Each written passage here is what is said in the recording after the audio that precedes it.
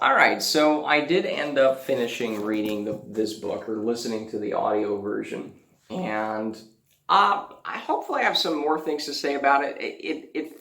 Unfortunately, I didn't have that thing where every other paragraph I just had something to say, or maybe I thought about it, but a lot of it was kind of passive. It's like I've heard this a million times. But the one big question it doesn't answer is, okay, so the people who get this, where are they? Right. So, but to kind of segue into that, let's read one short little story in here. So this is about Tracey. I believe this was Healing the Incest Wound. It's one of the last chapters. So, sexual abuse never happened to me, but just to illustrate the point with extreme abuse, let's listen to this story, right? Then, let's see, Tracey's father, Harold, was a slightly built, balding man in his late 50s. He was impeccably groomed and looked every inch the executive that he now was. When I asked him if he knew why Tracey wanted him to come in to see me, so it's the therapist and they're all, in a session, and Tracey, the daughter, wants to confront the sexual abusive father, right? And Harold, said he had a pretty good idea. I began by asking Tracey to tell her father what kind of therapy she was in. Tracey says, I'm in a group for victims of incest, Dad, people who have fathers and sometimes mothers who did to them what you did to me. Harold flushed visibly and averted his eyes. He started to say something, but Tracey stopped him and got him to agree to hear her out. She continued to tell him that he had done to her and how sick, frightened, confused, and dirty it had made her feel. Then she told him how the incest had affected her life. And she says, Tracey, I have never felt it was okay for me to like another man. Kind of can never. No editorializing, no jokes. This is serious. I always felt like I was betraying you or cheating on him. I felt like a possession, like I had no life outside you. I believe you when you said I was a slut. After all, I had this dirty secret inside of me. I thought it was my fault. I've been depressed most of my life, but I learned to act like everything's okay. Well, everything's not okay, Dad, and it's time for all of us to stop acting. My marriage almost fell apart because I hated sex. I hated my body. I hated me. That's all changing now, thank God. But you've been getting off scot-free while I've been carrying the whole load. You betrayed me, you used me, you did the worst thing that a father can do to his little girl. Then back to the therapist, writing, author going. Then Tracey told her father what she wanted from him, an apology and a full acknowledgement of his responsibility. She also gave him a chance to tell her mother before she did. So it's just the therapist, the father, and the daughter in the session. Tracey's mother was stunned. Tracey's father was stunned. I'm sorry. He accused her of blackmailing him. He made no attempt to deny the incest, but tried to minimize it by reminding Tracey that he had never hurt her physically, quote. He did apologize, but his primary concern was about the effects on his marriage and his professional status if all this became public knowledge. So, I'm sorry, just don't tell anyone. Okay, so bullshit, right? He denied that he needed any therapy because he led a, quote, useful and productive life. So, I made lots of money, so, I can rape girls or something, right? My own daughter. Sick puppies. Now, the following week, Tracey pressured her father into confessing to her mother. Tracey then came to group and reported on the aftermath. This is Tracey now. My mother was pretty devastated, but in the next breath, she asked me to forgive him and not tell anyone else in the family. When I told her I won't agree to do that, she asked me why... When I told her I won't agree to do that, she asked me why I needed to hurt them so much. Do you love it? All of a sudden, I'm the bad guy in all this. So basically, the mother's like, oh yeah, don't tell anyone. So she cares more about what the neighbors think and what the rest of the family thinks than that the daughter was hurt. So that's pretty painful to realize. So this is a therapist again. Everyone in the group was eager to know how Tracey was feeling since she had taken this huge step. I will never forget her answer. Tracey again. I feel like this 30-ton weight had been lifted off my shoulders. You know, what I realize now is that I have a right to tell the truth, and I'm not responsible if other people can't deal with it. Okay, we're getting to the punchline here. We're all thrilled to see how Tracey had taken back her power and came a long way toward de-victimizing herself. Ultimately, Tracey decided to maintain a relationship with her parents, but to have only limited contact with them. Okay, so that is the punchline, all right? So it's like, where do you find like-minded people who are like, yeah, I'm not going to be treated like shit, fuck off, you know, including if it's parents. I don't care if it's taboo. But even here, somebody can be incested, sexually abused by her own father, and she's like, okay, she okay, but she's like, oh, just limited contact. And the therapist doesn't say anything. Now, in some parts of the book, I'll do I don't have the ebook. I don't have. I'll search on Amazon to see the Tracey thing. That we might do that tomorrow if there's anything interesting here. If there's any follow-ups, therapist does say, okay, so if you're in these incest families, like the abuser is going to abuse other people, so kind of let everyone know. But at least in this example, and maybe it continues later. But at least it's like, oh, it's okay to maintain limited contact with the person who incested you, the mother who didn't do anything, didn't know about it or whatever.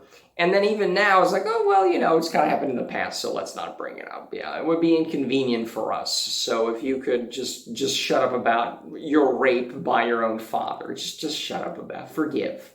See, this is why I don't like that forgiveness stuff, right? But that's the attitude here, is even the person who is the victim of all this horrible stuff, all right, I'll maintain contact. What? That's crazy.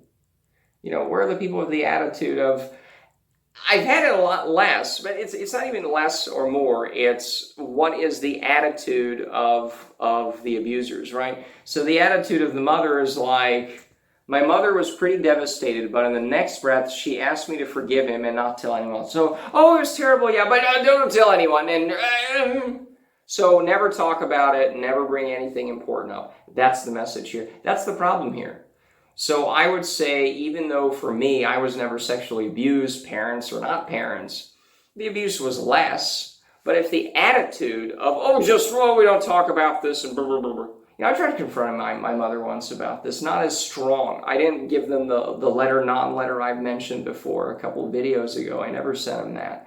Because I did have a couple little mini confrontations where I tried to see if there's anything you can talk about with these people. And it was, well, you know, we all did things and you know, we all forgive each other and me. That bullshit. And it's like, that's the cover-up bullshit. It's like, now we're going to talk about these dynamics, as I like to say. You know, we're going to talk about this. And see, that's the problem, is if somebody who was victimized this much, this awfully, is like, oh, well, limited contact, it's fine. Is it? And again, it's not the severity of the abuse. It's that cavalier attitude. Oh, don't talk to anyone about it. Now, I do want to see the follow-up here, because again, this does sort of contradict the other stuff the therapist said, which is like, yeah, if you're in these incest families, you know, you do want to make sure it doesn't happen again, can tell everybody, because, you know, these people might abuse the grandkids or other people, right? So Tracey. That's the one we're going to have to search for tomorrow and see if there's any follow-ups or anything else here. But that's I think the crux of it is, okay, Susan, nice book. Now we're the like-minded people, but even the people that she profiles as courageously confronting the parents, and that's true, even those people are going to be like, oh yeah, limited contact with the man who raped me. Also happens to be my father. So, you know, maybe I can bring the kids around and, you know, daddy, you know, molester can have grandkids now or something. Right? Why would you even take the chance, right? But again, it's not even about the severity of it. Because again, I didn't have anything that severe, right? And it's not to minimize it. It's if you have this cover-up attitude, I don't fucking like that. I want to talk about this shit, you know?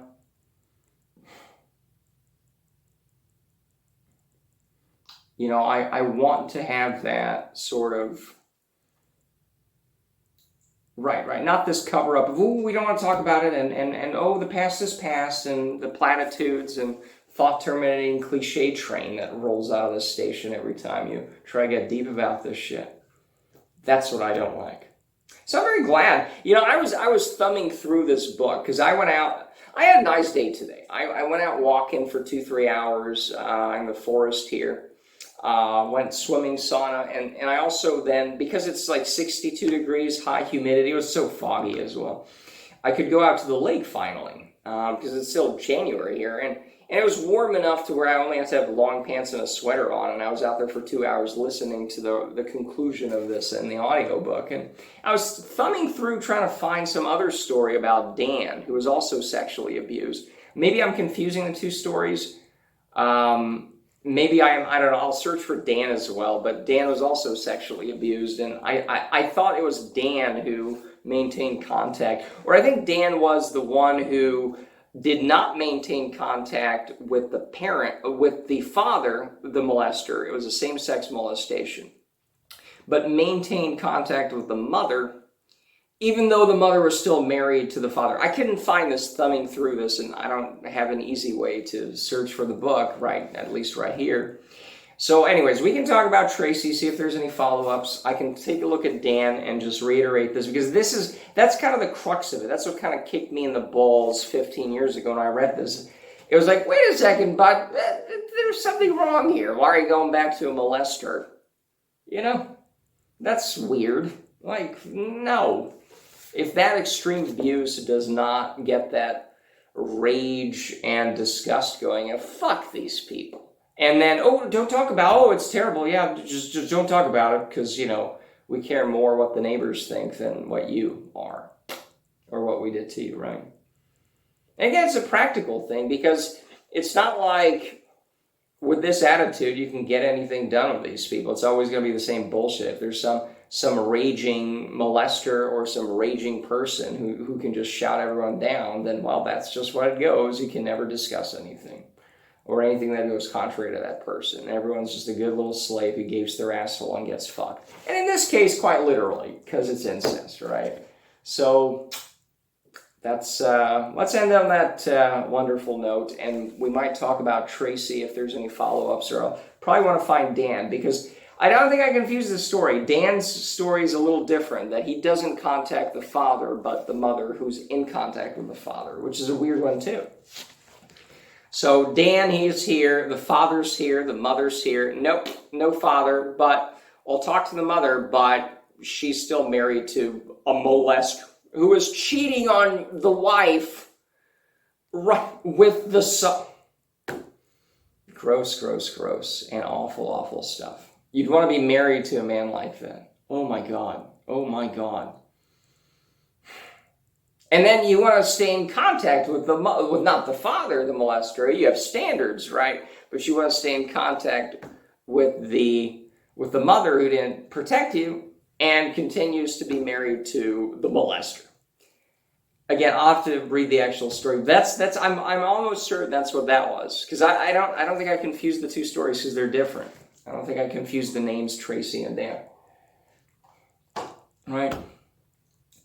So anyways, I hope, right. So yeah, that's it, I guess. We'll just end on that. So yeah, Tracey, Dan, we'll have to look this up. Hopefully on Amazon book or Google Books, you can search through and find the specific page number. Now, let me just it's already 14 minutes, so we can do another 15 minute ramble. The copyright stuff. So I bought the paper copy. I bought the audio copy. Can you people give a digital one so I can search for shit easily? You know, and I don't have to use the preview feature on Google Books or Amazon. Can you just throw that in there? Thanks. No, of course not. And anyways, total bullshit, but that's fine. So that's it.